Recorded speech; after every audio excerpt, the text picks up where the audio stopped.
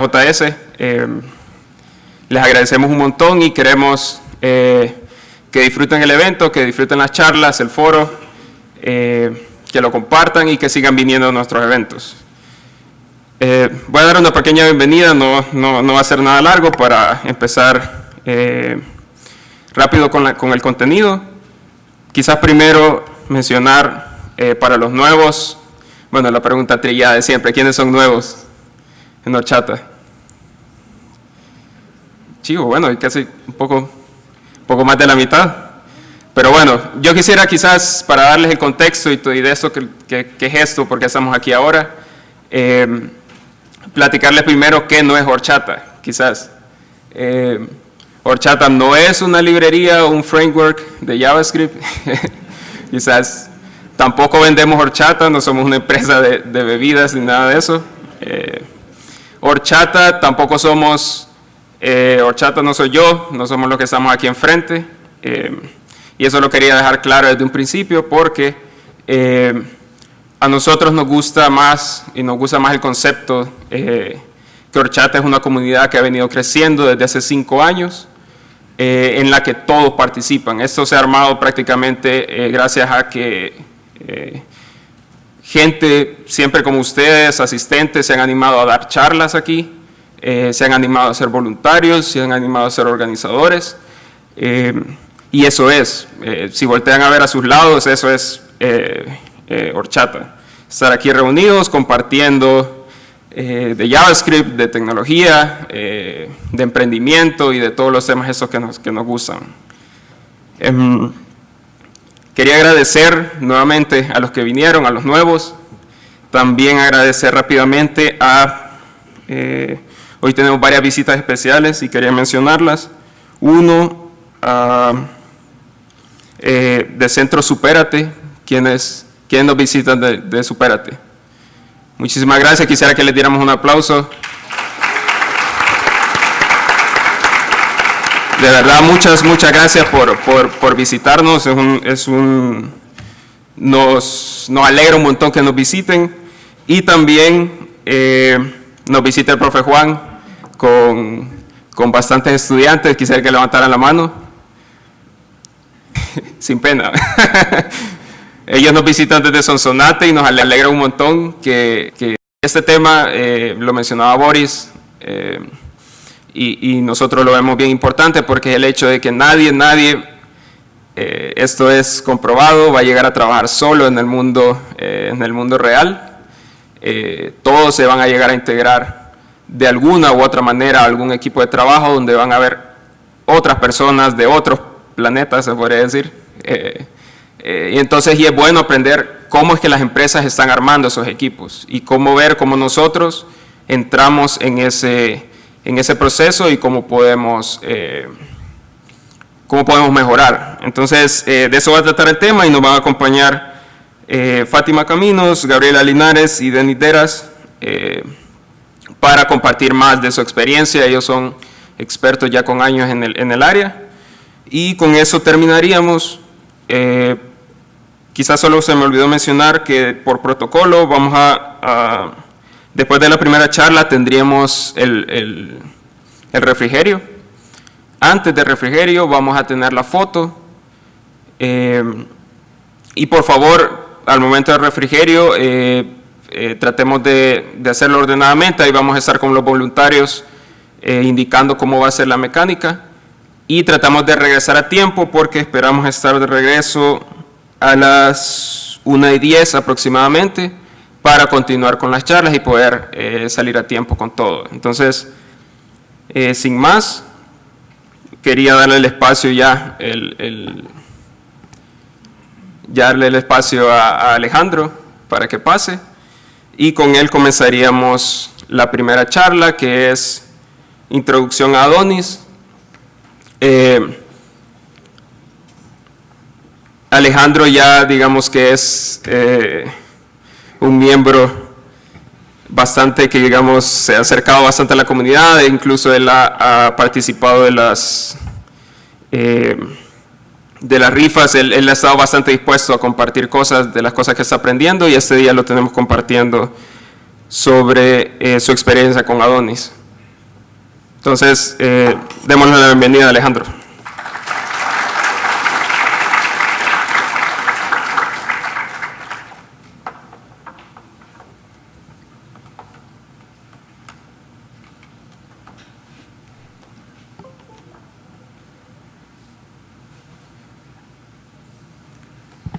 ¿Se mira? ¿Se mira bien? Excelente.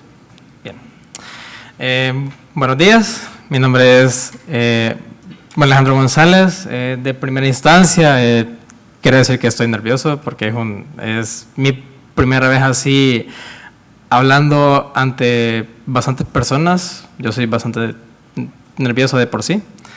Entonces me quería sentir libre de decirlo, que sí estoy nervioso. Entonces, yo la verdad, en el desarrollo, yo quizás como que me he adaptado a lo que se me ha venido. Por ejemplo, con desarrollo de apps, con desarrollo de backend o frontend. Trato de aprender casi de todo. Entonces, a mí se me dio la oportunidad de hablar aquí. Y fue como que dije, ¿de qué hablo? Porque hay bastantes cosas de qué hablar, pero quizás es de buscar algo que casi no se ha dado aquí.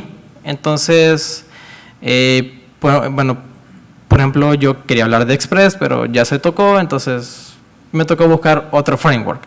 Y de casualidad me topé con Adonis. De por sí, ¿quién ha trabajado aquí con Laravel? ¿Laravel? ¿Nadie? ¿Dos? Tres, bastantes. Bueno, entonces a Adonis se le va a hacer bastante familiar. De hecho, cuando vi ese framework, el primer meme que se me ocurrió fue ese. O sea, fue como que dije, hey, de ese meme me acordé y lo puse, donde mi servino estaba viendo a Laravel y hey, ¿qué estás haciendo? Yo también lo quiero hacer. Entonces, Adonis JS es un framework que se nos hace para hacer el desarrollo de aplicaciones web, tanto frontend como backend. Frontend en el sentido de que casi la mayoría de los frameworks, así como Sails, Express, Adonis, también tiene su lado frontend. También tiene su lado backend, donde solo podemos aplicar las cuestiones de las rutas, los middlewares, controladores, modelos, etcétera. ¿Cuáles son las ventajas de usar Adonis? A comparación de Laravel, su estructura de carpetas es bastante chiquita. Por ejemplo, aquí podemos visualizar, lo voy a hacer más grande. ¿Se mira ahí? Sí, excelente. A comparación de Laravel, sí se ve bastante la diferencia, son menos carpetas, son pocos archivos que nos hacen realizar una aplicación bien potente.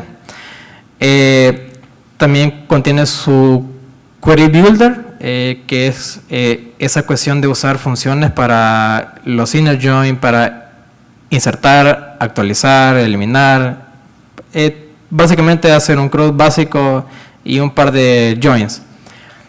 También tiene su generador de funciones, que son los controllers, los modelos, las cuestiones de las vistas, las migraciones, etcétera.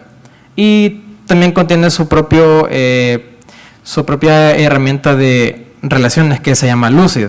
Ya vamos a hablar un poquito de eso. Y de por sí también nos proporciona su propio CLI. Su CLI es bastante fácil de aprender.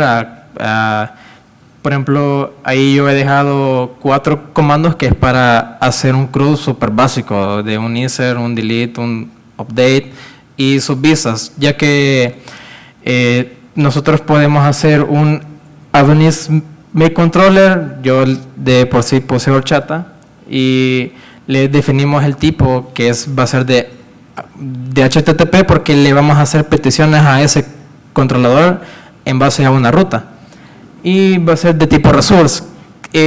Resource quiere decir de que Adonis ya nos da las 7 funciones básicas. No es necesario que nosotros las creemos, las queramos, perdón, no, sí, queramos, de que ya nos da las vías, las funciones para retornar las visas, para crear el recurso, editar el recurso y las funciones para interactuar con el backend. También está el de Make Model, que es para crear los modelos con su migración y nosotros detallar con el código cómo vamos a estructurar la tabla. Y de por último, el Server, que es para correr la app.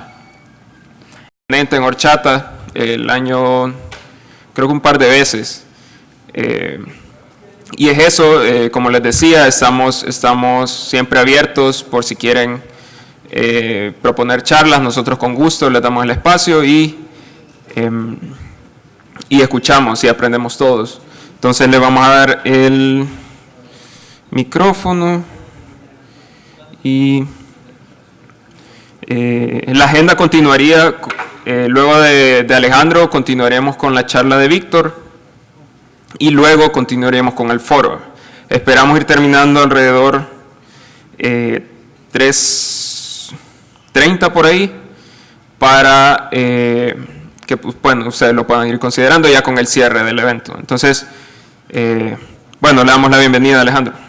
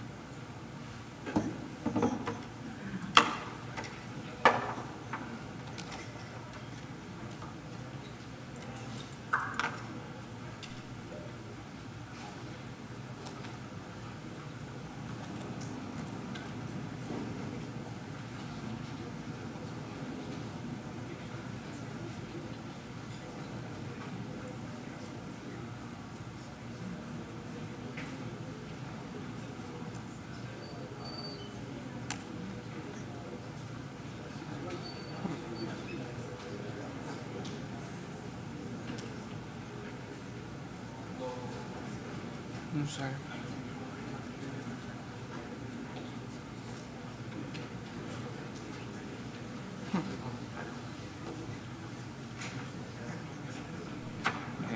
Pero no tenés que duplicarlo.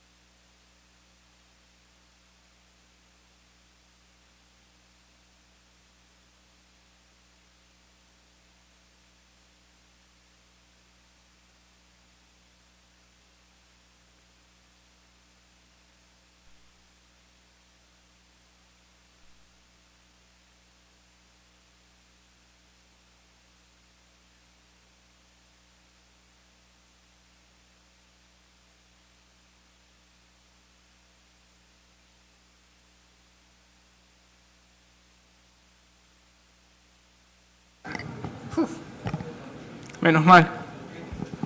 Quiero ver.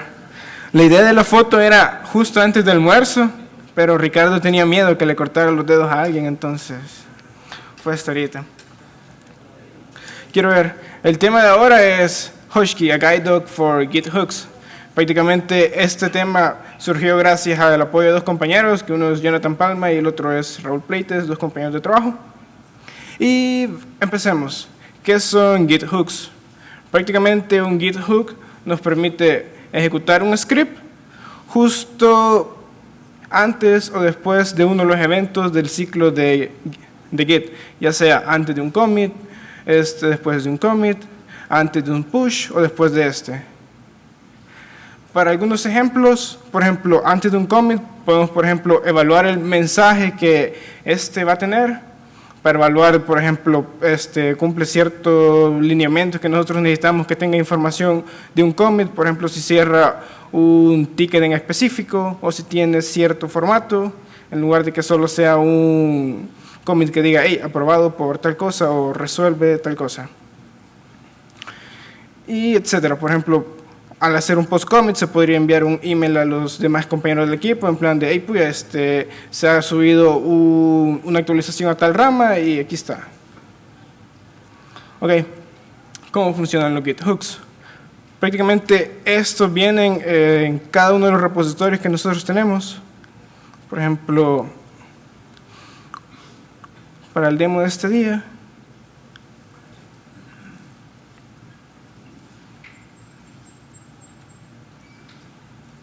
todos sabemos que cuando iniciamos un repositorio tenemos aquí nuestro directorio .git que tiene el versionamiento de los archivos de nuestro proyecto.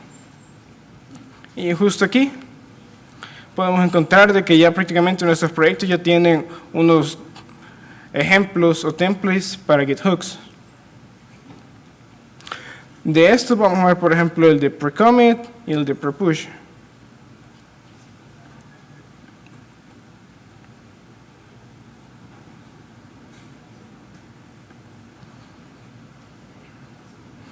Prácticamente en el ejemplo que Git nos provee, este primer archivo lo que hace es que revisa que nuestros archivos que vamos a versionar no tengan códigos ASCII. Pero otra cosa que quiero que veamos es que todos los Git hooks por defecto están deshabilitados, aparecen como .sample, lo que indica de que realmente cuando vayamos a hacer un commit o un push, realmente no se van a ejecutar, a menos de que les removamos esos. Quiero ver otra característica importante que les podemos sacar tanto provecho tanto en Linux como en Windows. Ahorita en medio revisamos dónde se encuentran esos templates en nuestro repositorio, pero todos esos templates los tomamos en Linux cuando instalas Git, prácticamente los toma de este lugar, aquí es donde tenés tus templates. Y en Windows prácticamente yo los tendría en este lugar.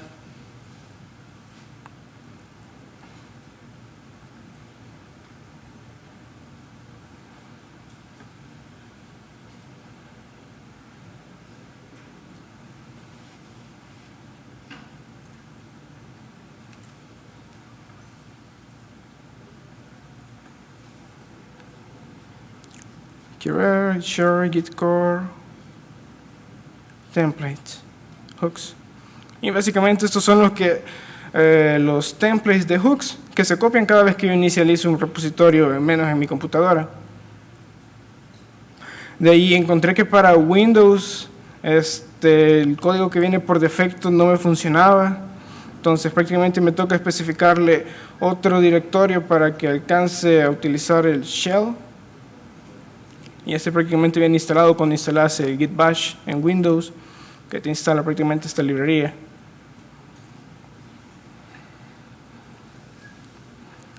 Ok, prácticamente lo que les comentaba de que los Git hooks vienen deshabilitados al inicio, al menos para que yo pueda hacer que funcionen algunos de los que yo tengo.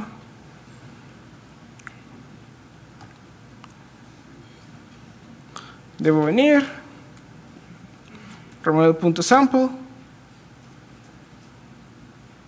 y quiero ver, quizás por ahí estoy llorando.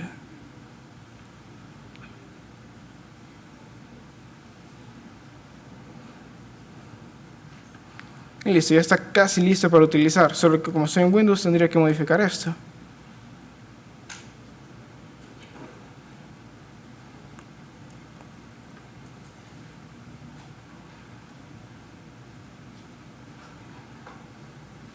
Y especificarle que prácticamente para mi retry as admin, si es que me deja, ahí está.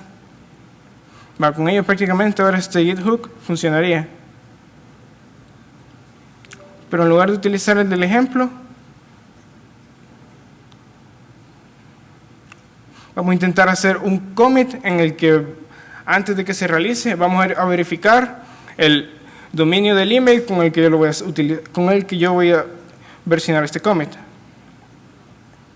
Por ejemplo, a veces pasa de que tenés en la computadora del trabajo otros repositorios que son tuyos y utilizas tu correo personal, y cuando versionas en este proyecto utilizas tu correo personal, Pero ya en el del trabajo, quieres utilizar el correo prácticamente que la empresa está previsto.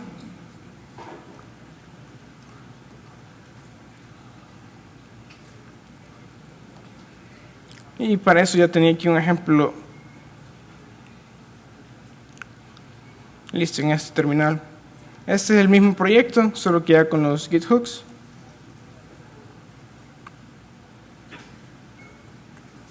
Y prácticamente tenemos uno para pre-commit y uno para pre-push.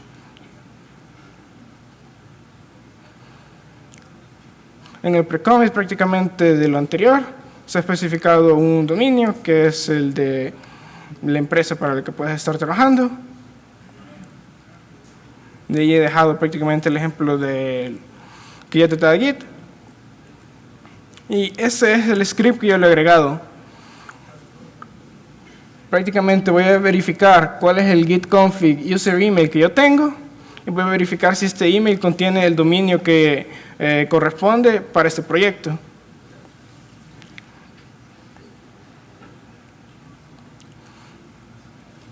Otra cosa importante es que los Git hooks, para que reporten que todo está bien, tienen que tener una salida de 0. Por ejemplo, acá que va a tener una salida de 1, no me dejaría proseguir con el ciclo de hacer mi commit.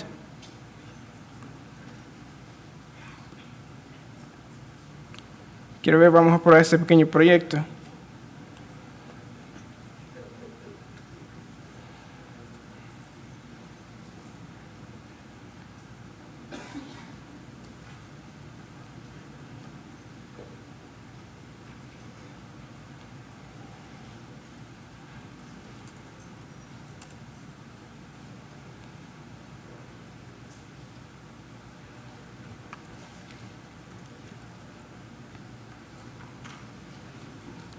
Quiero ver si estamos en el dominio del proyecto. Vamos a verificar qué email estamos utilizando en este contexto. Y aquí prácticamente tengo mi correo personal. Pero tenemos un hook que va a revisar que el dominio con el que tengamos el proyecto sea, perdón, que el email configurado para este proyecto sea el correspondiente para el dominio de la empresa para el que trabajamos. Digamos, para eso vamos a tomar aquí un commit un tanto random. Quiero ver si carga. Bueno, si no, vamos a tomar este mismo. Y vamos a ver el propósito del por qué estamos utilizando un commit que no tiene nada que ver con el proyecto. Muchas gracias.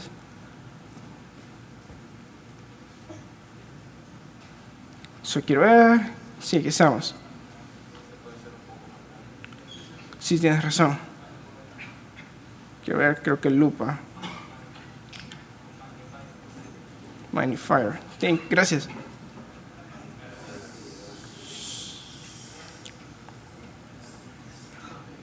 Va, veamos.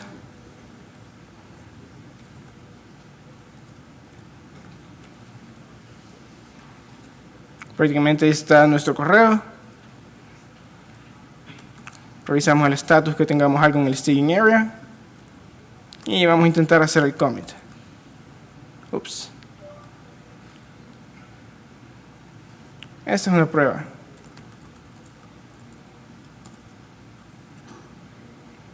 Y espero que no debería funcionar.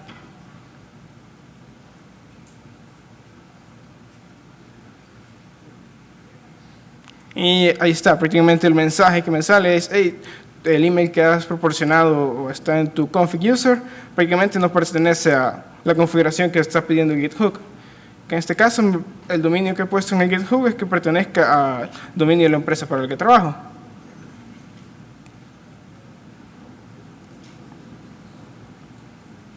De ahí vamos a ver un ejemplo con pre-push. Pero antes continuamos con la presentación. Quiero ver algunos inconvenientes de utilizar Git hooks. Prácticamente cuando creas un Git hook directamente en ese directorio, estos no se versionan. Digamos, si yo vengo y descargo nuevamente el repositorio, el Git hook que yo había escrito no va a venir con ese clon. hay un workaround en donde puedes utilizar un link simbólico para tener en otro directorio tus Git hooks. De ahí otro problema es que del lado del cliente la persona lo puede saltar de manera sencilla. Quizás no con git push force, pero sí puedes agregar el parámetro de no verify. Por ejemplo, para el ejemplo aquí que teníamos,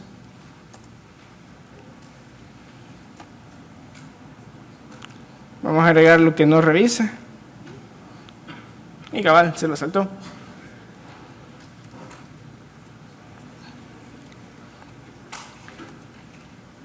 Vamos a rehacer este commit. Quiero ver. Ahí está. Para tener otra vez pendiente.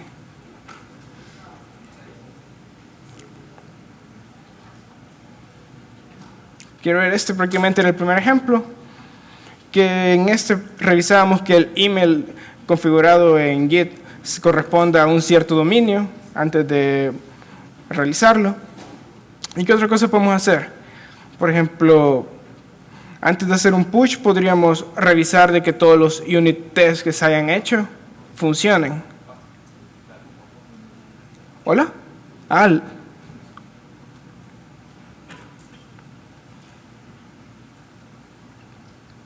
Quiero ver, y de ahí para ese segundo ejemplo, vamos a revisar de que los tests que están en ese proyecto, que es un proyecto de Create Backup, pasen.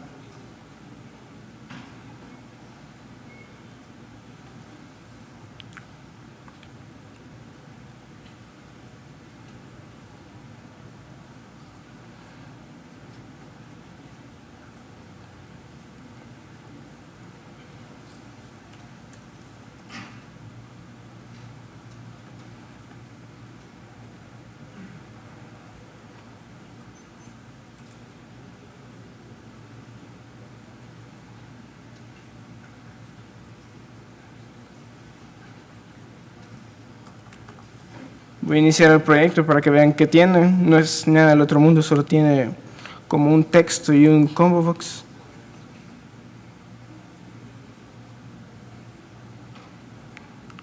Prácticamente esto es lo único que tiene este proyecto.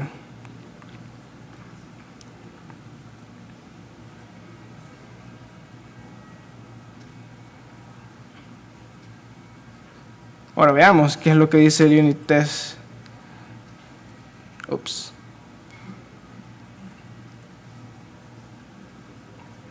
De este, prácticamente está buscando de que por lo menos la UI tenga un texto que diga Learn React. Seguramente no lo tenemos, entonces vamos a ver si nos deja pasar.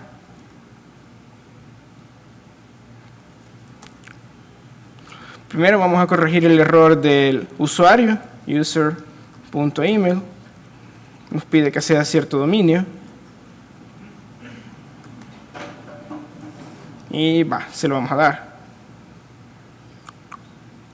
Git config, lo siento. Y ahora vamos a proceder con nuestro commit.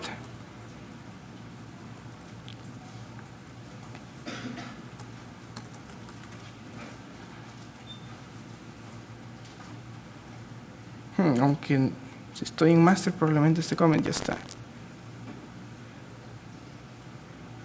Bueno, me dejó, ya está como ya que ya tiene el dominio, el email configurado, prácticamente me dejó, solo que lo voy a intentar hacer en otra rama.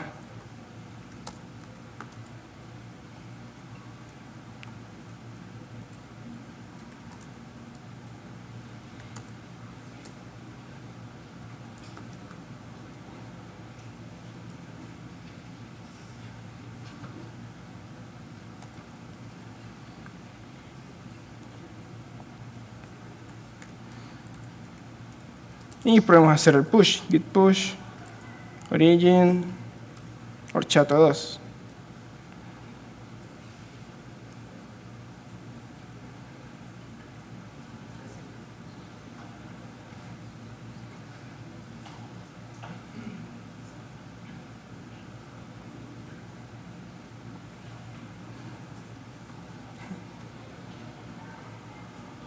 Quiero ver, ahí está.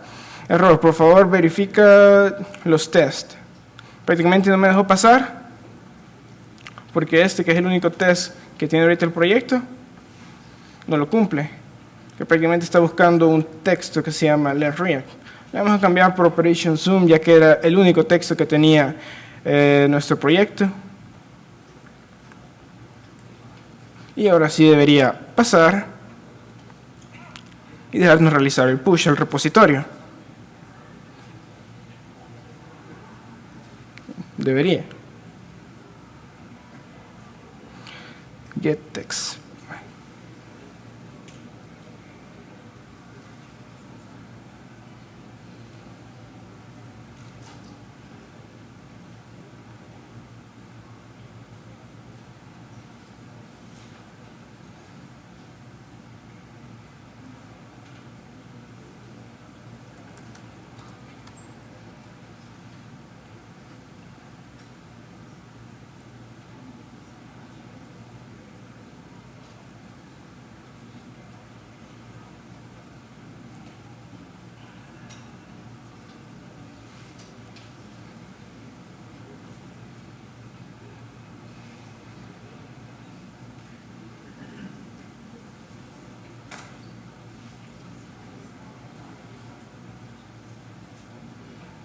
Bueno, nos pasa el unit test. Pero otra cosa que podemos hacer es comentarlo.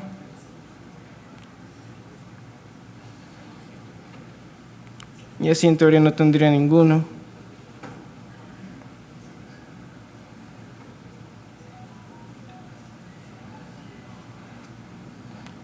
Veamos, estaré en el mismo proyecto.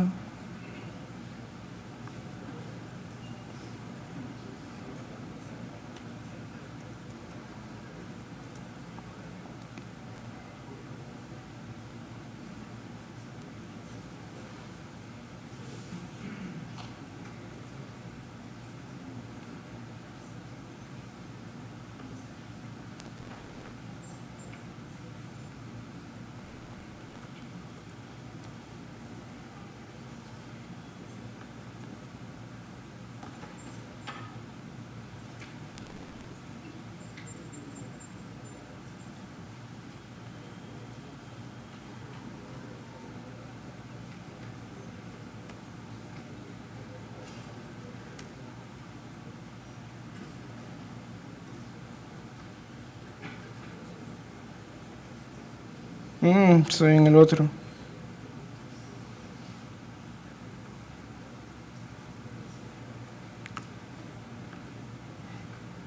Prácticamente estaba tomando el archivo del otro proyecto.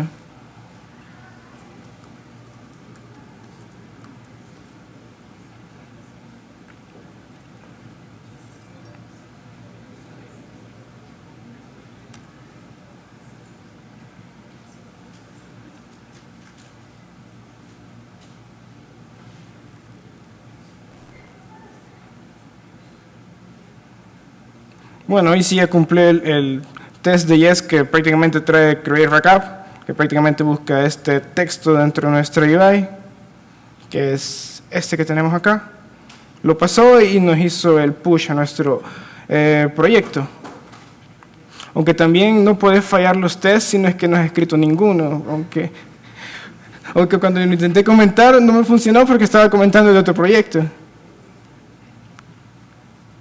Aquí está una pequeña lista de todos los hooks que están disponibles en Git. Prácticamente se puede sacar ventaja de cada uno de estos, dependiendo de qué necesidad lo puedes lograr encontrar.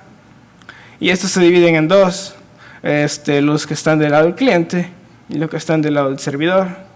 Los del lado del cliente son prácticamente los que acabamos de ver, por ejemplo, uno antes de un commit, uno antes de un push. Y del server side pueden ser algunos como un pre-receive, que es justo después de que se hace un push, prácticamente el repositorio viene y dice, pues estoy por recibir este código, ¿qué hacemos? Podemos revisarlo con estos unit tests, o después del post receive, podemos decir, pues esta versión es un build, entonces podemos pasarla por un pipeline de CI e implementarlo. Y aquí pues prácticamente se ve más o menos donde puedes ir tomando algunos hooks. Por ejemplo, un pre-commit, un prepare commit message, que sería el mensaje que hace del commit, uno durante el commit message, uno después de un commit, y los que estarían del lado del servidor cuando haces un push. Ok, y aquí entra nuestra pequeña librería, Hotkey. Prácticamente esta librería, como les comentaba, prácticamente los Git hooks normalmente no se versionan, o al menos de que hagas un workaround para tenerlos en tu proyecto con un link simbólico, o incluso hay gente que hace un directorio en todo su ordenador para compartir sus Git hooks a través de varios proyectos, pero siempre locales. Y aquí entra nuestra pequeña librería. ¿Quiénes están utilizando Hotkey? Interesante. Webpack, Babel, GridRackUp. Ok. Prácticamente, para lo que nos facilita Hotkey es hacer en esta parte lo de los Git hooks más fácil. También nos da una opción para versionarlos en nuestro package JSON y así compartirlo con nuestros compañeros. Por lo general, estos Hotkey solo lo utilizas para proyectos de JavaScript, porque si no, digamos, para un proyecto de Python, por ejemplo, siempre tendrías la dependencia de utilizar Node y un manejador de paquetes como npm y jar, entonces puede que mezcles tecnologías que no necesitas para tu proyecto. Entonces, digamos que Hotkey va más relacionado a proyectos de JavaScript. Ok. Con Hotkey prácticamente vamos a pasar a un pre-commit, lo que ya teníamos, que era verificar el dominio del correo. Y a su vez le vamos a agregar de que, ok, antes de un commit, por favor, revisa con ESLint de que el código cumpla el estándar del ESLint que hayas instalado. Prácticamente ESLint es un linter de código que revisa, por ejemplo, que tu código cumpla cierto estándar y esté bien. Y de ahí, para el pre-push, nos vamos a poner de meta, ejecutar los tests de React.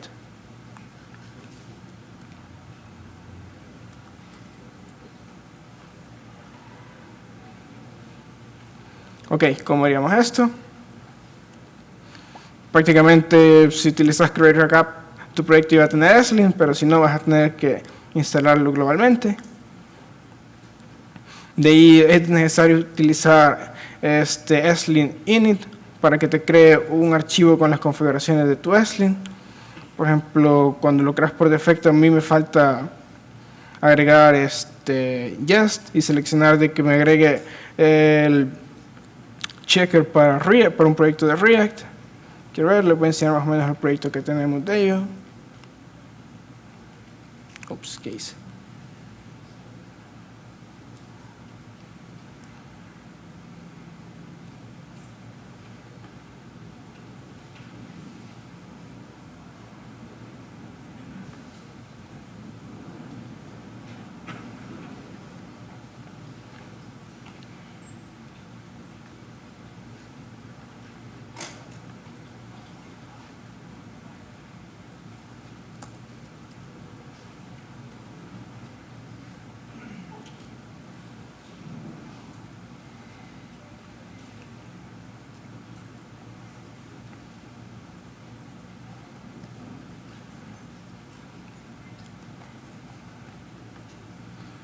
Quiero ver, prácticamente al ejecutar el ESLint init nos crea este proyecto que tiene las configuraciones que vamos a utilizar en ESLint para nuestro proyecto. Por ejemplo, este proyecto necesita el plugin de ESLint para React. Tiene configurado Jest. Entonces le agregamos a nuestro environment de que reconozca Jest. Ups. Y entre otras configuraciones que prácticamente cuando utilizas ese comando, ups,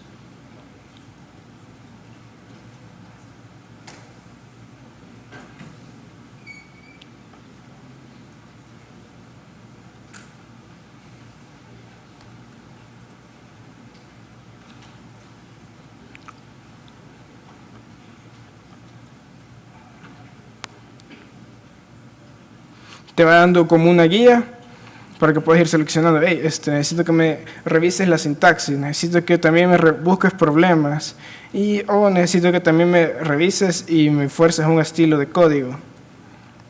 Después de seguir esa guía, prácticamente te crea este archivo de ESLint resource.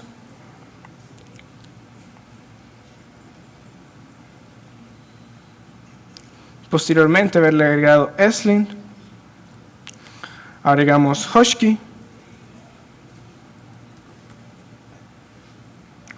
que prácticamente con un simple npm install se agrega. También hay una persona que ha creado un paquete para verificar el dominio de correos con Husky, entonces vamos a aprovechar ese paquete que esa persona ha creado.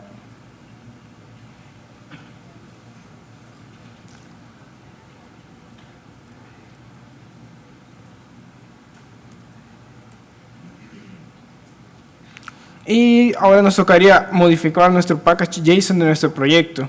Prácticamente vamos a agregar unos scripts tanto para testing, que era el que teníamos, uno para lint, que sería con nuestro ESLint para que revise todos nuestros proyectos, todos los archivos de nuestro proyecto. También hay un opcional que es hacer un lint y un fix. Y prácticamente aquí vamos a agregar nuestros hooks en el package JSON. Vamos a tener en nuestro precommit que corre un npm run lint y también que haga un husky check email del dominio de nuestro correo, del dominio del correo del usuario que está haciendo un git commit. Y de ahí para el prepush que haga que ejecute los tests. Esto también nos agregó unas librerías de dependencias. La de ESLint con el plugin de React, la de Husky para revisar el email.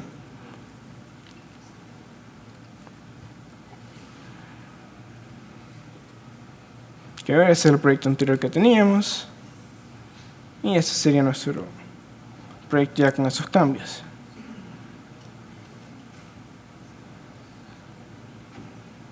Output, control T.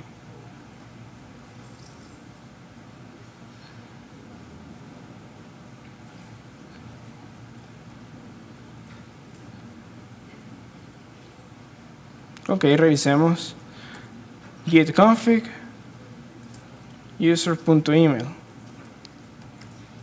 Prácticamente aquí ya tenemos el correo de nuestra organización. Esta vez vamos a y nuestro package JSON y revisarlo desde acá.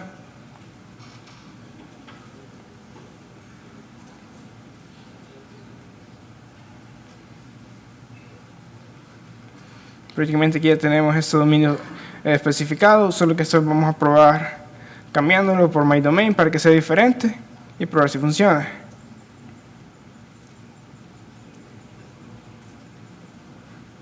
Veamos si tenemos algo que versionar. Sí, en este caso probemos. Test. Yo creo que ya tiene comparison, entonces.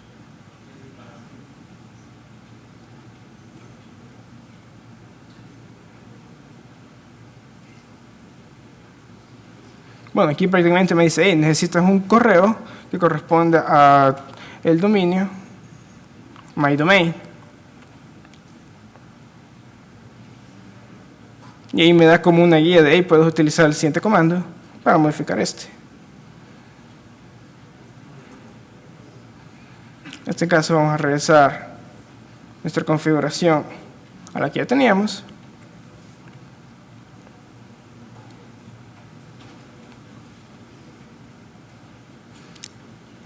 Y vamos a probar a hacer el commit.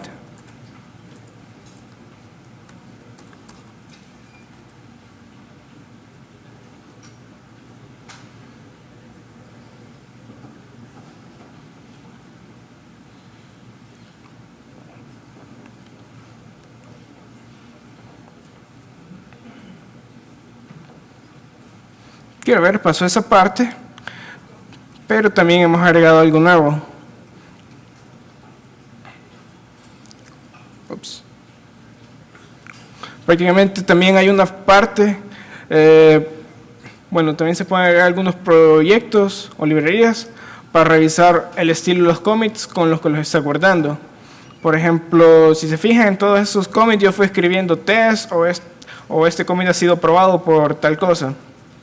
Prácticamente eso no nos generaría valor al revisar un change log de uno de nuestros proyectos. Por eso, si a veces no tenemos ni tiempo, entonces code quality y luego revisar incluso la calidad de unos commits, pero eso luego nos aportaría valor a revisar changelog de uno de nuestros proyectos. Por ello hay librerías como commit line, bueno, esa es la forma como se instala y cómo se agrega un hook para revisar esa sintaxis, y más o menos cómo se ve después un changelog al ir siguiendo uno de esos estándares. También se puede agregar un wizard, pero vamos a revisar eso. Pero lo que quería que revisáramos es que prácticamente ahorita no me dejó pasar el commit. Creo que acá lo tenía. Por el formato con el que este venía. Ahora lo vamos a cambiar. Vamos a hacer de que nuestro commit tenga un poco más de valor. Va a ser un feature, y en este es que agregamos Hoshi al proyecto.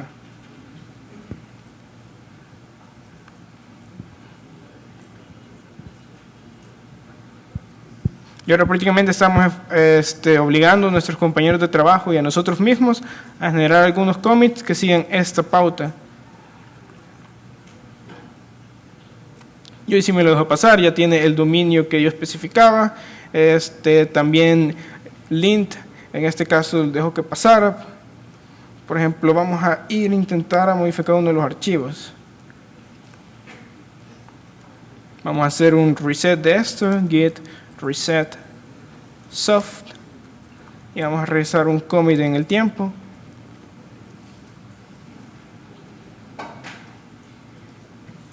Y ahora vamos a ir a uno de nuestros componentes y vamos a importar algo que no vamos a utilizar.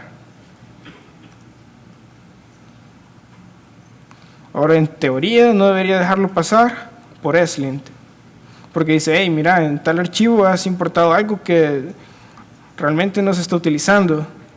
Al igual que, no sé si a alguien le ha pasado de que de repente en proyectos encontrás bastante código comentado o bastantes console logs. Todo eso podríamos evitarlo haciendo configuraciones con git hooks. Y ahorita prácticamente me dice, hey, hay un error, use mem with define, pero no se utiliza. Y quiero ver. Y lo último para este día, que tiene que ver con agregar una CLI para facilitar el proceso de crear un commit. Por ejemplo, puede que para alguien nuevo en el equipo que llegue y vea todo ese estándar que se ha hecho para hacer los commits, sea un poco no tan straightforward. Entonces, para ello hay gente que ha creado una CLI. Committing es una, commit lint, que es una de las librerías que vimos hace poco, también tiene una.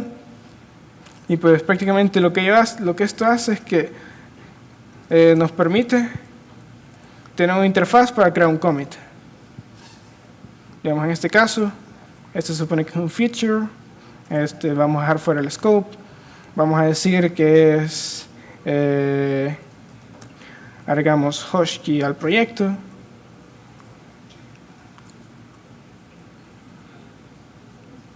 Y quiero ver. Esperamos a ver qué procesa los git hooks.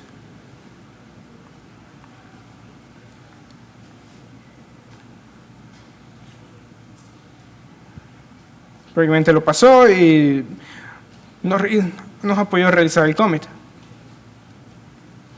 utilizando esa pequeña interfaz. Prácticamente esos son los pasos para instalarlo. Y pues prácticamente Hoshi nos permite, bueno, hace todo lo que está en sus patas para que podamos realizar commits más limpios al proyecto. Quiero ver, en resumen, prácticamente vimos el uso de pre-commits, el uso de pre-push, con algunos casos de uso en el cual versionábamos nuestro proyecto con un user email que no correspondía a nuestra compañía y modificamos esto. También pasábamos un pre-commit en el que revisábamos ESLint para versionar nuestro proyecto. y prácticamente también le pusimos una interfaz para guardar mejor nuestro commit con Commitlint. La biografía de donde fue sacada la mayoría de la información para cuando le pase la presentación, y gracias por su atención.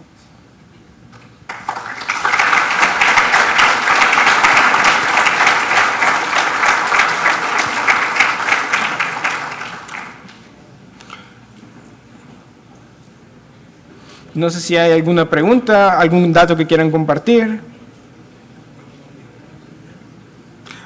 Ahí tenemos una compañera. Adelante. Uno.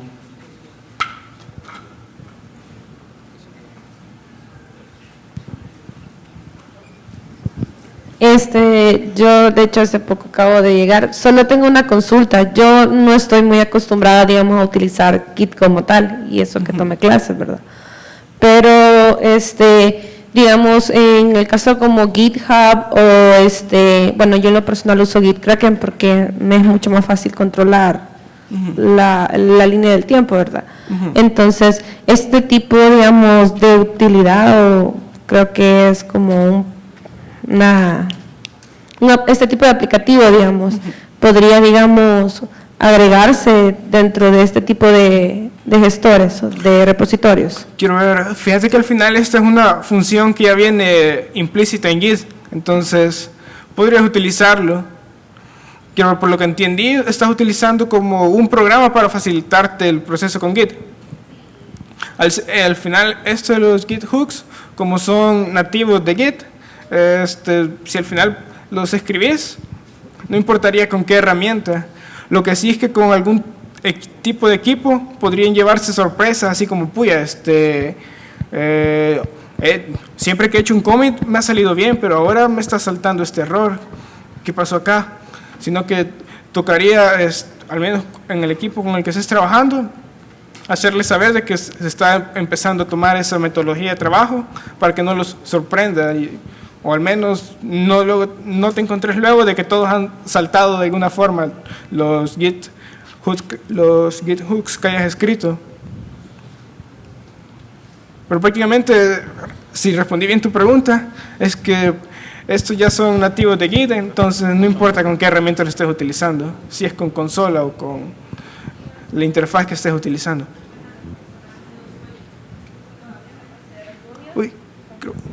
O sea, yo me considero junior y hasta cierto punto cuando uno inicia, o sea, el kit es un poquito abrumante, o sea, casi, bueno, en mi caso casi nadie, o sea, se detuvo a decirme, mira, esto es así, así, así. Entonces, tenés que ir, o sea, literalmente a reventarte, va, contra la pared. Entonces, para facilitarme la vida, vino una amiga y me recomendó GitKraken y me dijo, prueba con este. Porque nosotros, donde yo aprendí, nosotros utilizamos otro tipo de gestor, ¿verdad? Entonces, por eso era, digamos, mi duda, porque se escuchaba bastante prometedor, digamos, este Husky se escuchaba muy prometedor, como para tener un código un poquito más ordenado. Claro, prácticamente, bueno, al menos yo empecé con una herramienta de Git que era de parte de SourceTree para hacer más fácil los commits. Pero ahí poco a poco puedes luego ir escalando, depende de qué necesidad tengas en tu proyecto. Puede que algún día veas, hey, pues esa charla de Git hooks creo que me serviría para que alguien no me esté destruyendo la rama master que tengo aquí en el proyecto, en el repositorio, en la nube. Entonces creo que ahí poco a poco las necesidades, como vas diciendo, te van diciendo, pues podría utilizar tal cosa que vi alguna vez o tal cosa que leí para ir abordándola de esta manera. Gracias. Okay. ¿Alguna otra pregunta? ¿Una pregunta más? ¿Comentarios? Así como más memes. Bueno, si ya no hay más preguntas, le damos un aplauso a Alejandro Paz por la charla. Gracias. Te vamos a entregar. También te vamos a entregar de este lado. También un certificado, creo que ya parte de la familia de Horchata, de ponentes. Listo. Muchas gracias, Ale.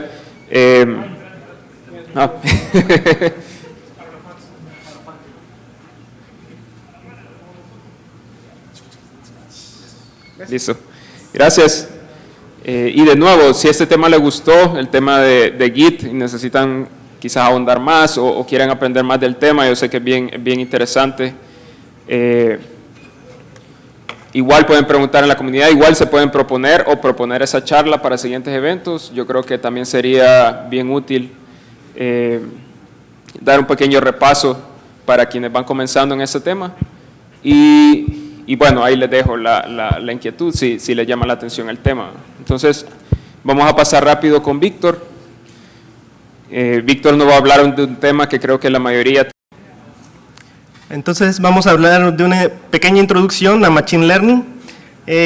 Vamos a ir viendo algunos conceptos básicos en cuanto a ello. Primero vamos a ver cómo es que se relaciona el Machine Learning con lo que nosotros hacemos.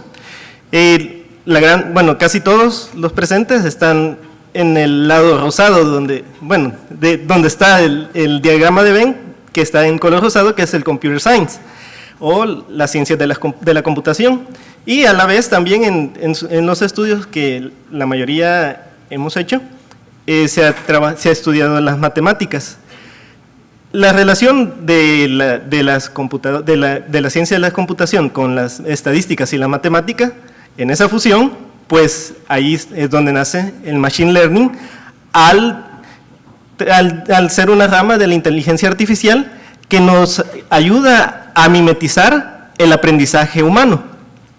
Entonces también hay otras ramas que se interrelacionan para llegar a algo que es muy mencionado ahora, que es el Data Science, que es cuando alguien tiene conocimientos de ciencias de la computación, estadísticas y también conocimientos del negocio en el cual se desarrolla o se desempeña o se quiere llevar un proyecto.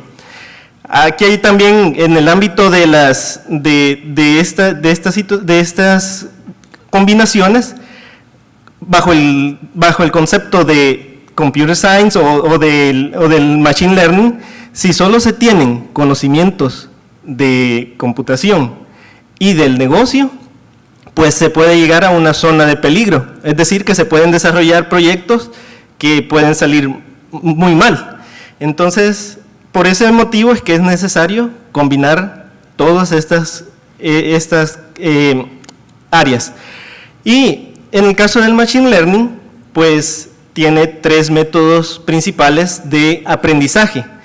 El primero es el aprendizaje no supervisado y también el de reforzamiento.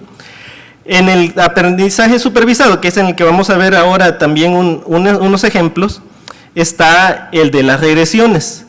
En ese de las regresiones, pues se tienen varias aplicaciones que son bien comunes, como es las aplicaciones de predicción del tiempo meteorológico, de las, por ejemplo, estimaciones de, por ejemplo, costos de casas en un futuro, y así por el estilo. Se tienen predicciones que tienen una tendencia lineal. También, en el caso de otro de los aprendizajes, es el de la clasificación. Es el otro algoritmo que se tiene en esa parte. Y en ese tiene aplicaciones como, por ejemplo, para la clasificación de imágenes, para identificar fraudes, ya sea, por ejemplo, de tarjetas de crédito, o en el caso de los operadores de Internet de usuarios que estén generando fraude, y diagnósticos, por ejemplo, en el caso de la parte de medicina, en el tratamiento de imágenes, por ejemplo, pueden identificar casos anómalos donde se puede identificar cáncer y cuestiones similares. Y de ahí los otros que ya son más avanzados, que son los no supervisados, donde tenemos cosas que vemos normalmente, como por ejemplo los sistemas de recomendaciones que vemos cuando hacemos una búsqueda y de repente nos llega un montón de anuncios. Entonces ahí se ve la parte de clustering, que es lo que es otra metodología. O por ejemplo reducción de dimensiones, que es la que se utiliza en la parte de Big Data y otras aplicaciones adicionales.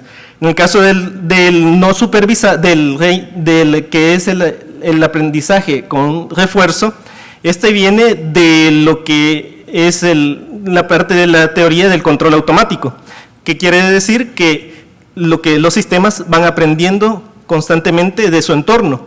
Entonces, van siendo realimentados con la información que van recibiendo, y por eso es que son aplicados en la parte de decisiones de tiempo real, juegos con inteligencia artificial, que muchos también ahora son bastante fans de estos juegos. Entonces los juegos con esa parte de inteligencia artificial tienen este tipo de tecnología. Ahora vamos a hacer una dinámica, ya conociendo esta parte. La parte de Machine Learning, pues el primer proceso que debemos de tener es cómo vamos a utilizar lo que sabemos de Machine Learning para resolver problemas. Ese es el primer paso. Entonces, vamos a ver 3 situaciones en las que pudiéramos evaluar qué tipo de aprendizaje podemos utilizar en cada una de estas situaciones. Por ejemplo, necesitamos organizar varias frutas en 3 recipientes sin ninguna información adicional. Que podemos pensar unos segundos y decimos qué tipo de aprendizaje es. Ahí nos quedamos ahí. En el segundo, predecir el clima basado en sensores IoT. ¿Qué tipo de aprendizaje utilizaría para resolver ese problema? 3, aprender a jugar bien ajedrez después de tener muchos intentos y fallas, que nos hayan ganado un montón de veces, y de hecho después llegamos a aprender a jugar bien ajedrez. ¿Qué tipo de aprendizajes son los que son necesarios para resolver estos problemas? Es importante que conozcamos qué tipo de aprendizaje vamos a utilizar, porque de eso dependerá el algoritmo que vamos a utilizar para resolver ese tipo de problema. Y ahí ya podemos ver las respuestas. Por ejemplo, en el caso de el organizar varias frutas sin tener información adicional, utilizaríamos un aprendizaje no supervisado, porque no tenemos una referencia, no tenemos algo adicional con lo que podamos definir cómo las vamos a organizar. En el caso del predecir el clima basado en sensores IoT, sí sería un aprendizaje supervisado, porque tenemos variables de las cuales podemos tomar información, ya están etiquetadas, es decir, ya tenemos valores en los cuales vamos a poder utilizar, los podemos procesar, y de eso podemos tener un valor previo y podemos calcular un valor futuro. Aprender a jugar al ajedrez es un aprendizaje reforzado, como veíamos, era de intento, venir aprendiendo con lo del entorno, de los otros jugadores, va viendo lo que es, cómo otros van resolviendo problemas, entonces es un aprendizaje reforzado. Como vemos, entonces, el proceso de Machine Learning tiene esas 3 ramas de aprendizaje. Ahora, ¿cuál es el proceso para poder tener el manejo de toda la información y llegar a tener el final que podamos entrenar un modelo? Pues el primer paso es entender el problema que vamos a resolver, como vimos en el ejemplo anterior. Tenemos que entender qué tipo de aprendizaje vamos a utilizar, qué tipo de problema es el que tenemos, y a partir de ello empezar a obtener la información. De ahí tenemos la colección de datos, que es quizás el problema más grande que se tiene que resolver en la parte de Machine Learning, porque como se menciona muy comúnmente, los datos los comparan como el petróleo. En el petróleo, en petróleo crudo, no tiene muchas aplicaciones. En cambio, ya refinado, ya tenemos los diferentes usos que se les puede dar. Lo mismo sucede con los datos. Los datos en crudo o en bruto, pues no nos sirven de nada. E incluso los podemos utilizar mal o los podemos tratar mal, de manera que los resultados que vamos a tener pueden ser equivocados. Entonces, ahí viene la importancia de este primer paso, que normalmente pudiera llevarnos un 50, 60, 70, 80% del tiempo para resolver, dejar limpios los datos para que podamos utilizarlos para la resolución del problema que queramos hacer. De ahí integramos la integración de estos datos que obtenemos para el modelo que vamos a utilizar o el algoritmo que vamos a utilizar. De ahí que está la limpieza y la visualización para tener también la validación si al tener un diagrama o una gráfica de los datos, estos nos pueden dar una idea del tipo de regresión o del tipo de características que tienen, y así vamos a poder ir identificando el algoritmo que vamos a utilizar o el modelo, que ahí ya van los pasos en los cuales vamos avanzando. Después, una vez ya tenemos limpios los datos y hemos visto cuál es el modelo que representa o cuál es el modelo que más se acerca, entonces venimos y ingresamos los datos y entrenamos el modelo.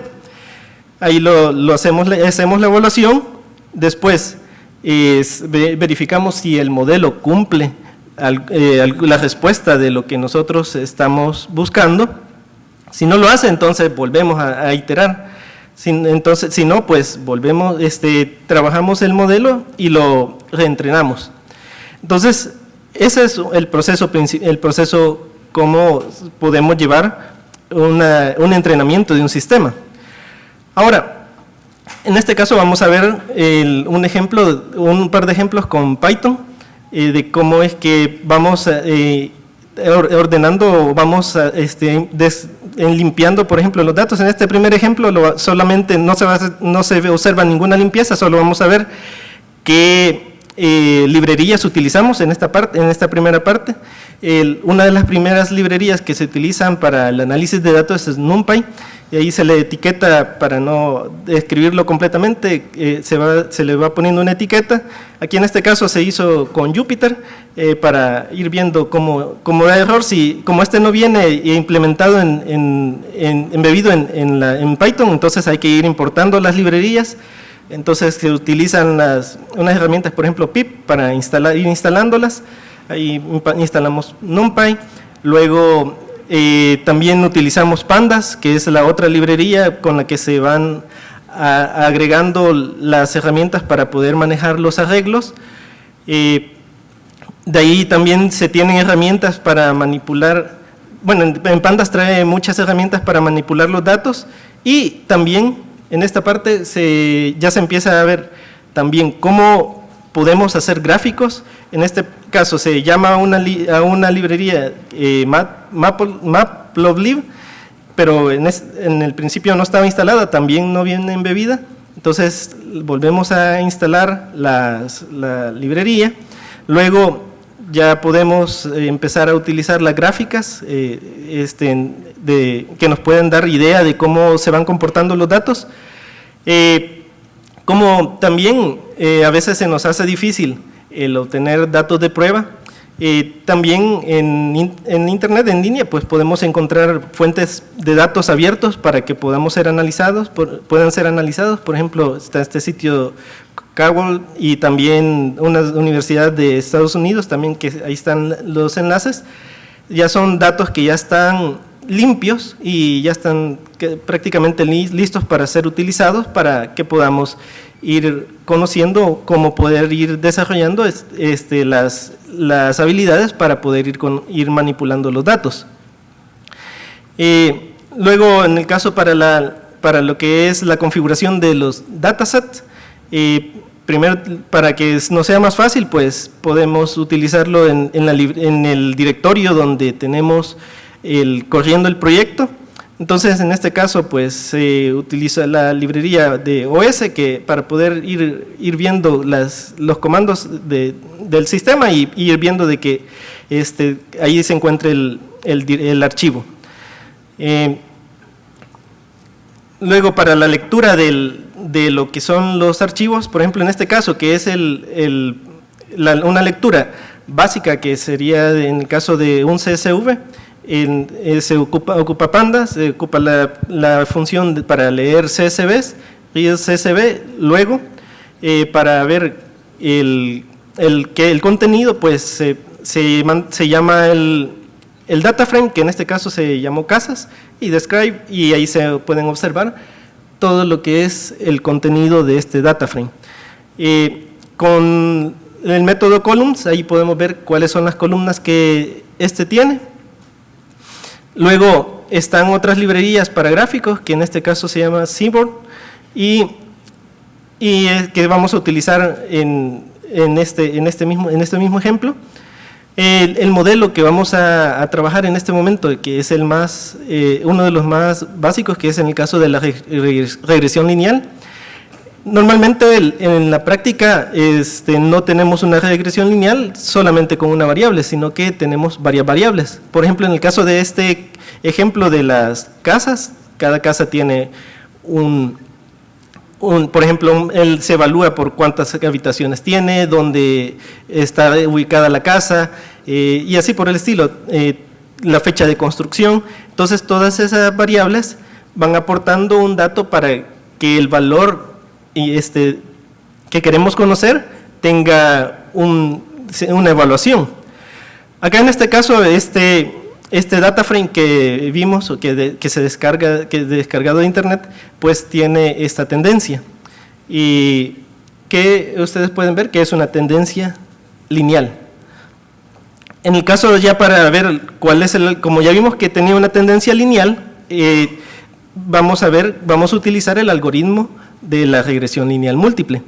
En este caso, como el data frame que tenemos tiene varias variables, entonces utilizamos la librería sklearn, que es la que contiene una gran parte de los algoritmos que tiene Python para poder manipular manipular los datos para el aprendizaje de máquinas.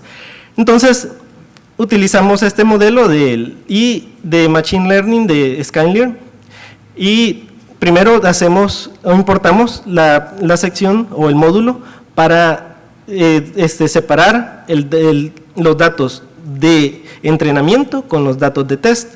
Aquí en esta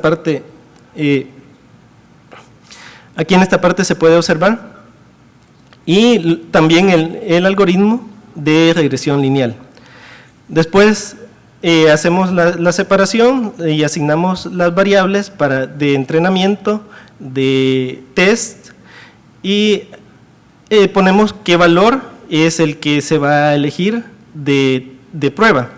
El tamaño del valor de prueba normalmente anda entre el 30-20%, y ese es uno de los rangos ahí. Eso es variable.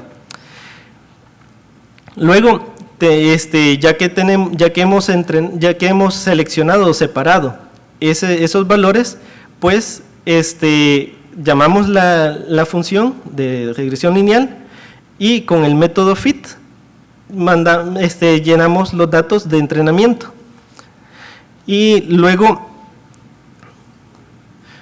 que ya hemos entrenado el modelo, hacemos la evaluación. Entonces, bueno, aquí se puede ver que ya se muestran los valores reales, el valor predecido y también la tasa de error. En este modelo, como son datos que ya son limpios, entonces se puede ver que la tasa de error es bastante baja. Y ya luego también esta misma librería trae la forma de evaluar el sistema. Y en este caso, la predicción del modelo fue aproximadamente de un 91% de eficiencia en el sentido o de exactitud, que es un valor bastante aceptable. Ahora, vamos a ver otro ejemplo.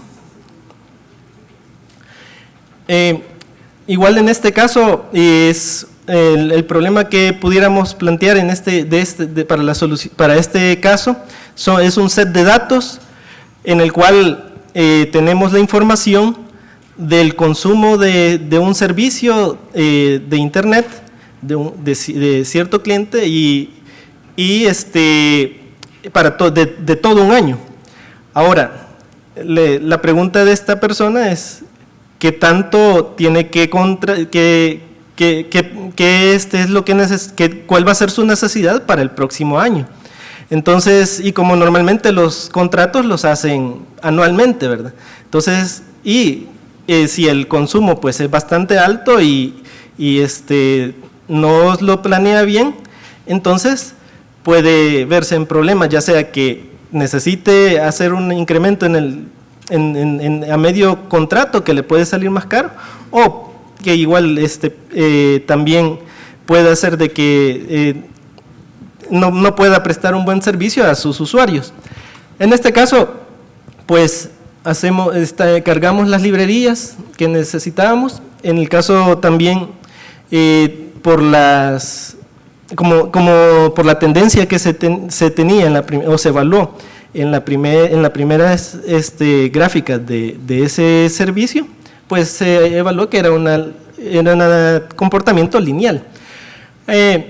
Aquí hacemos la carga de los datasets, igual.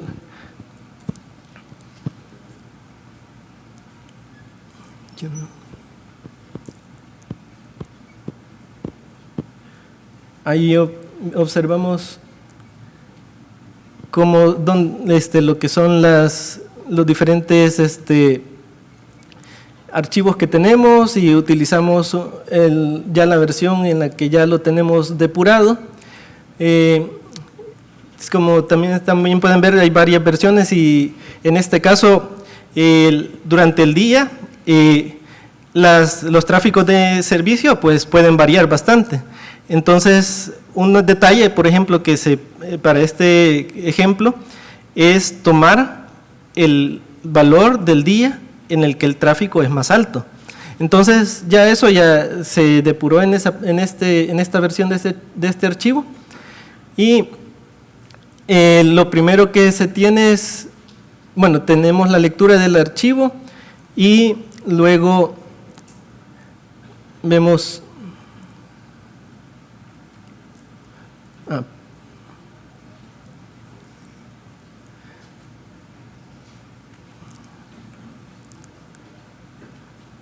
como no he ejecutado la lectura de las librerías.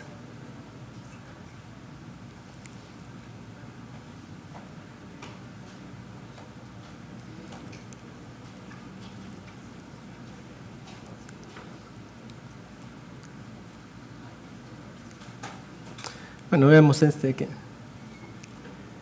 ya está ejecutando.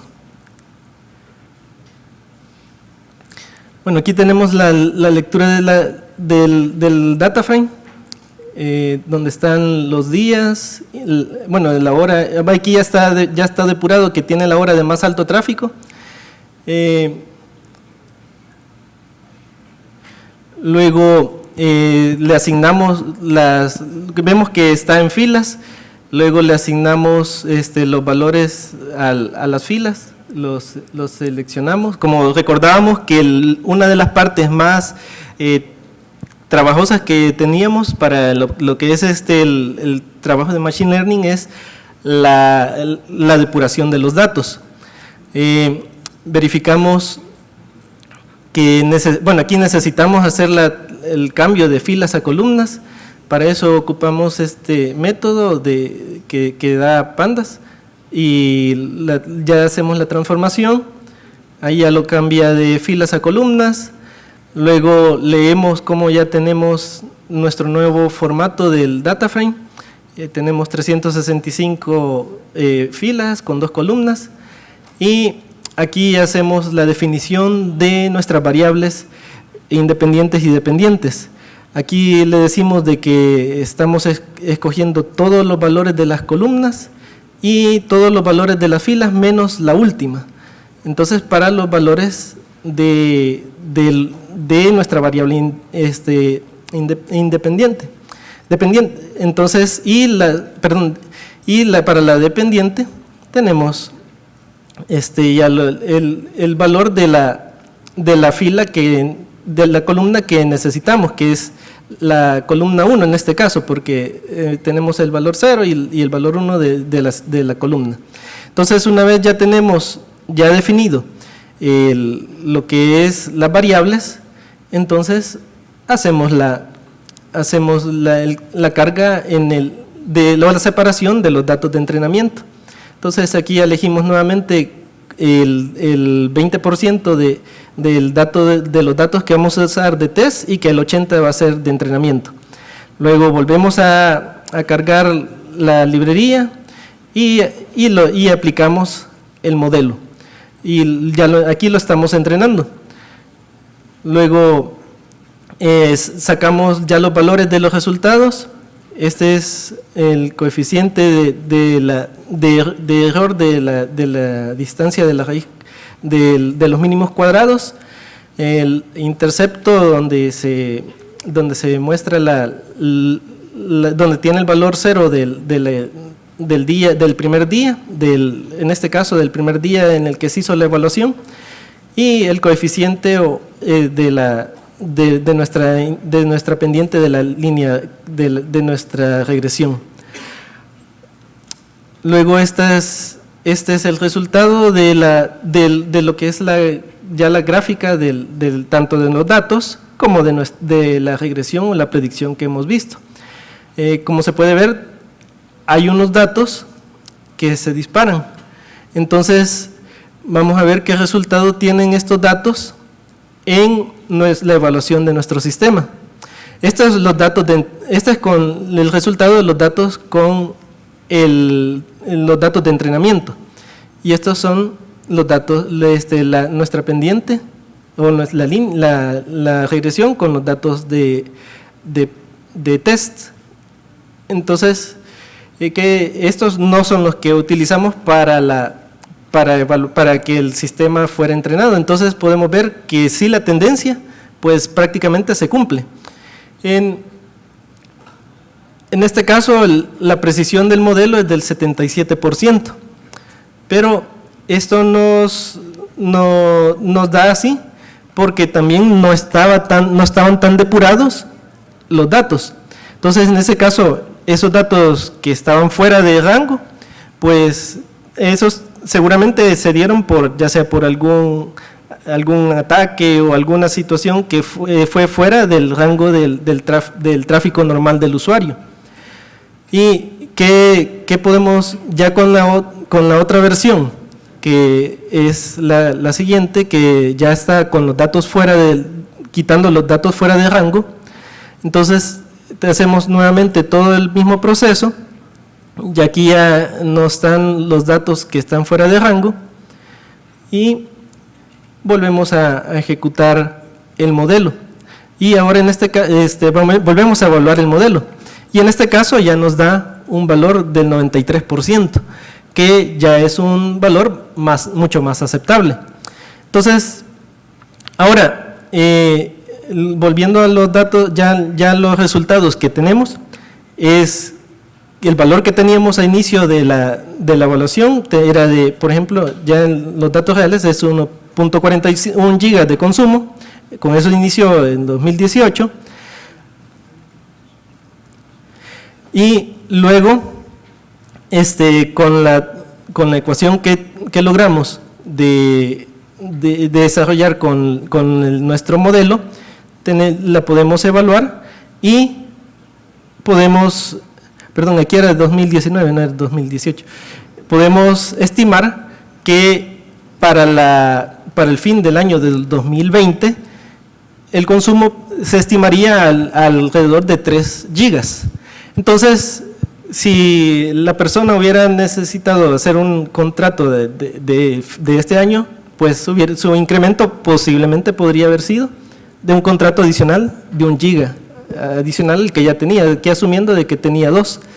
Entonces, ese es un pequeño caso que pudiera tomarse de una estimación futura. Y así hay otros casos, por ejemplo, en la parte de tecnología, por ejemplo, la predicción de clics en los sitios web, o por ejemplo, en lo que es en la parte de seguridad, lo que también pueden analizarse, en el caso de los algoritmos de clasificación, pueden analizarse comportamientos anómalos en los cuales se pueden identificar posibles ataques, posibles intrusiones. Entonces, utilizando los algoritmos, por ejemplo, en el caso de los algoritmos de clasificación, que son otros que están en la primera etapa de los modelos que se utilizan con datos supervisados, porque tenemos logs, por ejemplo, en el caso de ese tipo de situaciones, tenemos log referentes con los que podemos entrenar el sistema. Entonces, esta era una pequeña introducción en cuanto a este tema, y pues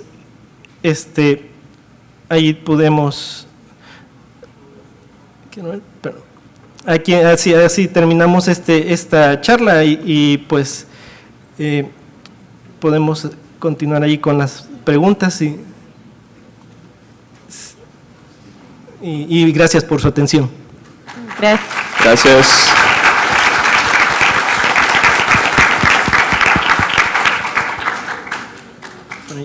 Hay chance para un par de preguntas. Creo que nada más tenía una consulta porque yo estoy tratando de hacer una aplicación móvil y es orientada a una área de agricultura, y me llamó mucho la atención que usted mencionaba de los tipos de aprendizaje que hay, digamos, que tomar en cuenta, y que esto puede, digamos, ensuciar una base de datos. Entonces, quería saber, digamos, en el caso, digamos, como en el área de cultivos, de agricultura, como el cuidado de una planta, porque estamos tratando de experimentar. Obviamente Python no es mi fuerte, o sea, yo tengo otros skills, pero ¿cuál sería, digamos, el tipo de aprendizaje adecuado para que así, digamos, con las personas que yo voy a trabajar, que es, digamos, tengo una persona en mente que es más especializada en esto, digamos, cuál sería el mejor aprendizaje como para los cuidados de una planta, que tal vez la comparación es muy exagerada y muy burda, pero es casi como cuidar a un ser humano o un animalito. Sí, he visto, por ejemplo, hay varios proyectos en ese sentido, en la que utilizan los sensores de humedad, sensores de pH. Entonces, como ya tenemos cierta data, entonces el tipo de aprendizaje sería el aprendizaje que es en el que vimos que era un supervisado, porque tenemos los datos ya disponibles con los que podemos sacar la información y evaluarla.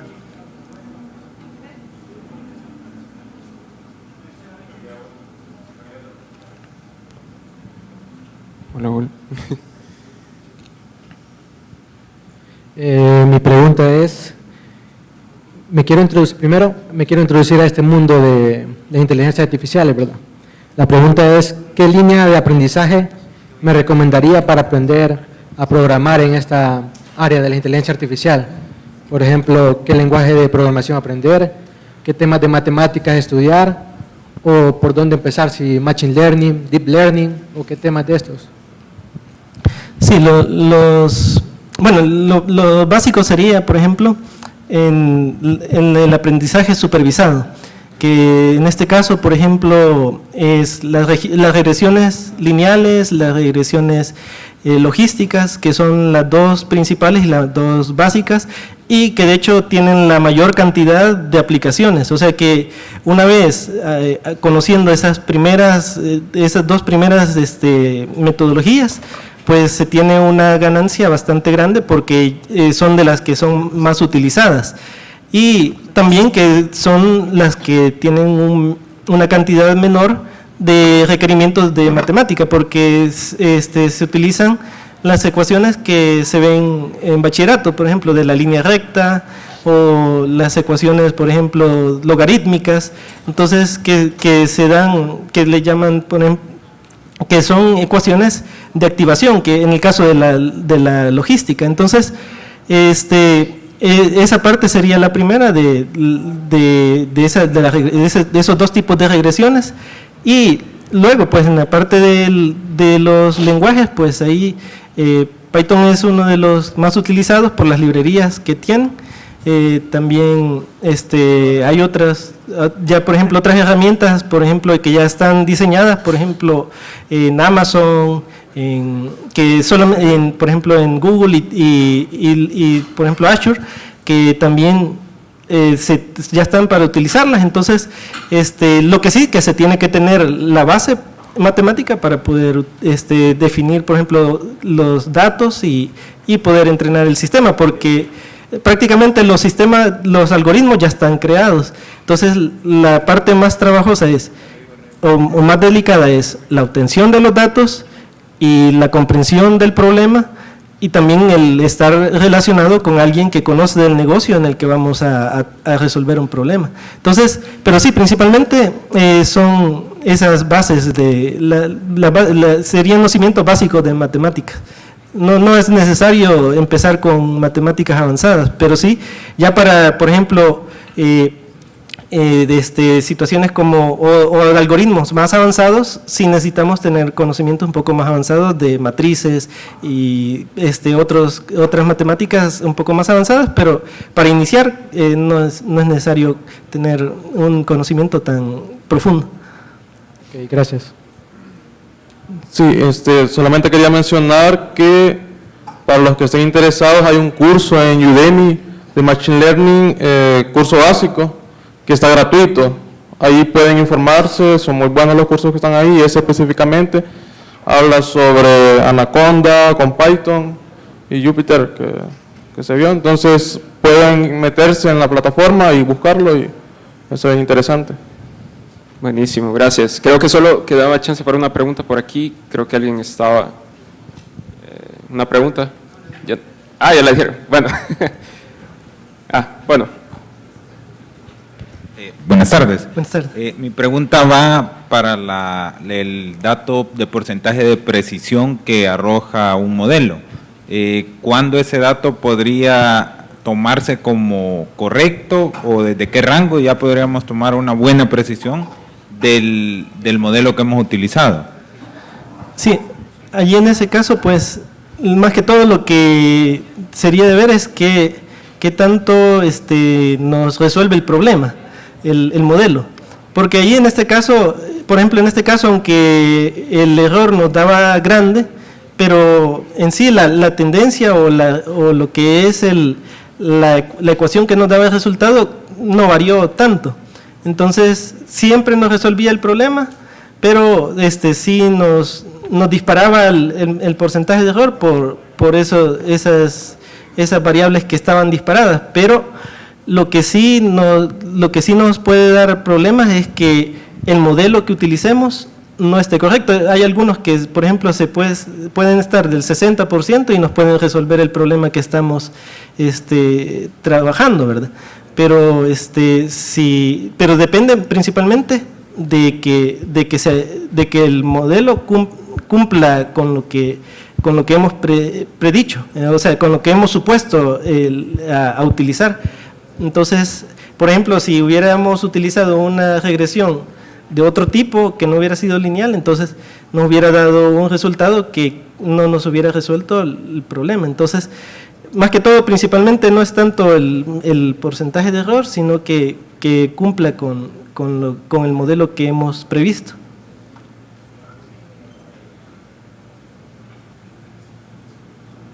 Hola.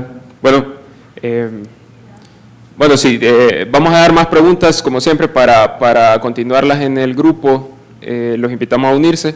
Vamos a invitar siempre a Víctor.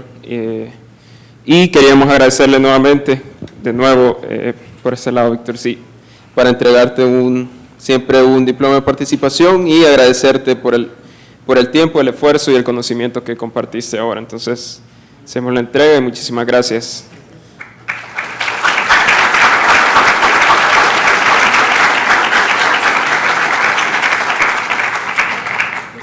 Gracias, Víctor. En lo que terminamos, bueno, sino que hacer el hecho de comprometerse la persona que lo gane a completarlo, al completar el conocimiento y a venir a compartirlo en un momento después, en algún evento en el futuro, ¿verdad? Entonces, solo lo voy a dejar aquí. Ya puse el nombre de todos los asistentes, así que si alguien ya se fue, quizás vamos a tener que seguir sacando la rifa, pero solo vamos a sacar 2 ganadores en este caso. Y Lo vamos a hacer lo más rápido posible para pasar al foro. Quiero ver. Dani, ¿puedes...?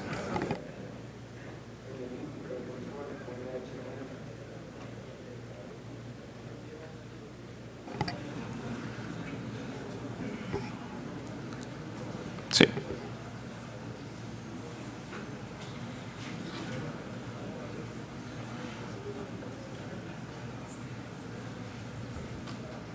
Listo.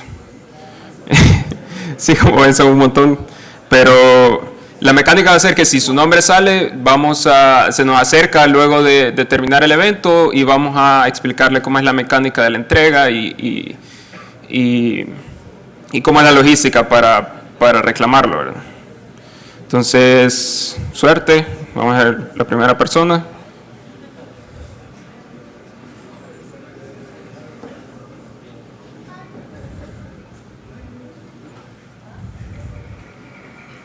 César Galán, ¿está? César Galán, no. Ok. A la una, no. Suprimir, vamos.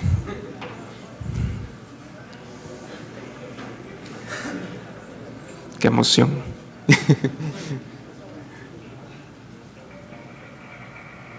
Tamara, no. No vino.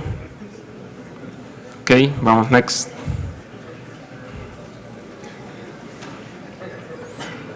No puede ser que ya se fueron todos.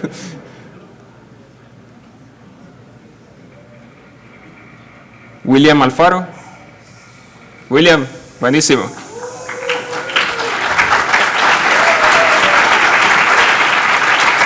Entonces, luego del evento, porfa, si te puedes quedar solo unos 5 minutos más y vemos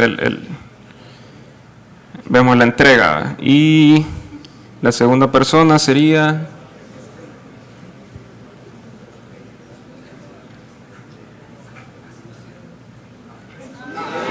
¡Hey! ¿Qué pasó? ¡Hey, hey, hey!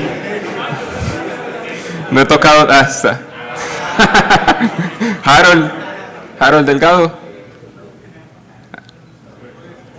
Next, ya.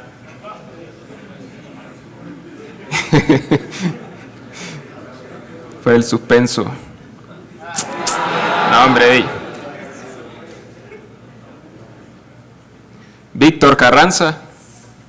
No puede ser. Ey.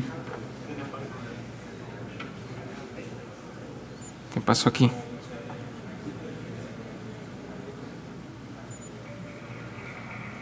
Mónica de Asensio. Mónica, felicidades.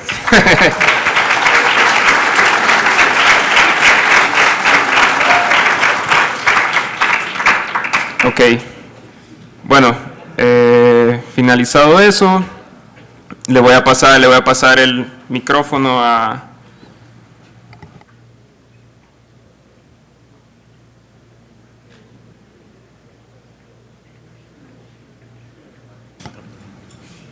Ok, bueno, ahorita que no lo he cerrado, uno de los ganadores ha donado su curso por otro tipo de razones, entonces vamos a elegir a otra persona aquí.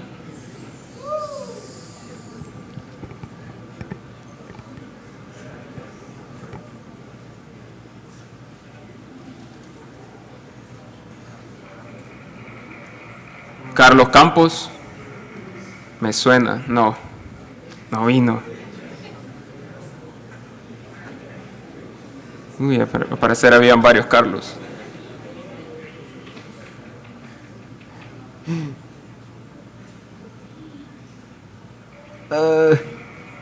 Nelson Edgardo Garay. No, hombre. Yo me voy a agarrar el curso.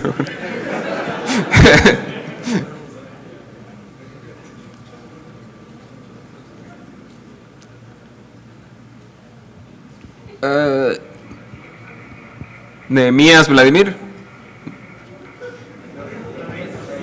No, hombre. Hey.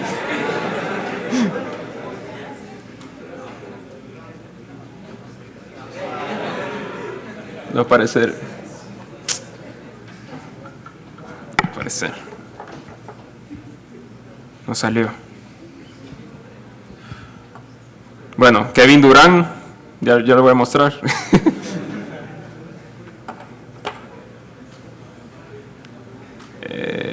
Ya no quiso salir. ¿Pero Kevin Durán está? No, tampoco.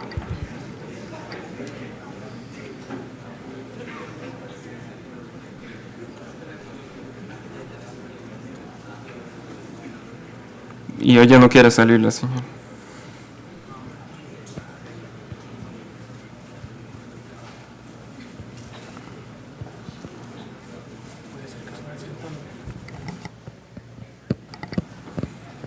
No puede ser esto. Problemas técnicos.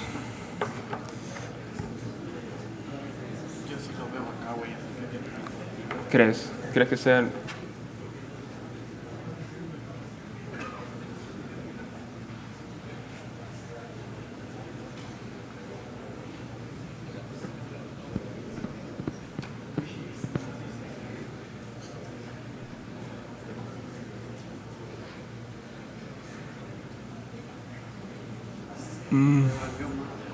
No. Ahí está. Va, una última. Por favor, ya.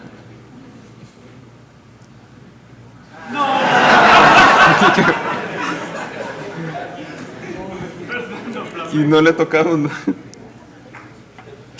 Fernando Flamenco. No. O no quieren pasar. O no quieren ganarse el curso.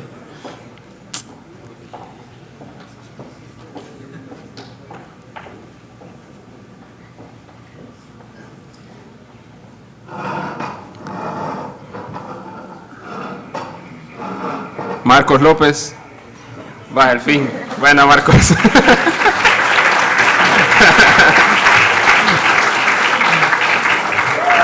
Sí, pues le paso el micrófono a Daniel para que nos hable un poco más de la dinámica del foro.